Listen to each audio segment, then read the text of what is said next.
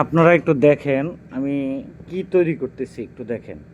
এখানে এটা হলো একটা মলম, ঠিক আছে? এটা হলো সরিষার তেল, আর এই দুইটা তার, ঠিক আছে?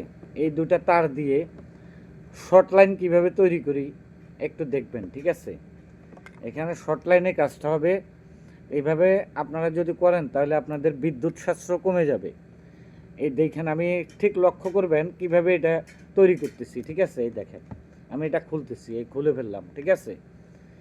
তারপরে এই সরিষার তেলের মুখটাও আমি খুলে নিলাম। এটা হলো সরিষার তেল, আর এটা হলো এই যে ব্যথা ট্যাথা হয় না, শরীর বিষ ব্যথার, ওই মলমটা।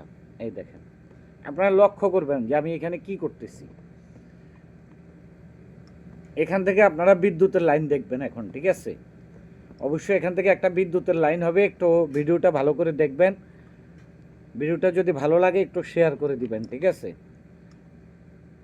এই দেখেন, আমি কিন্তু এটা রেডি করতেছি। এই হলো লালটা, এই যে লালটা আছে না, এই লালটার জন্য এই লালটা একটু লক্ষ্য করবেন আপনারা। ভিডিওটা কেউ স্কিপ করবেন না, ঠিক আছে? ভিডিওটা স্কিপ করলে কিন্তু আপনি কিছুই জানতে পারবেন না। একটু লক্ষ্য রাখবেন যে আমি আসলে কি তৈরি করতেছি।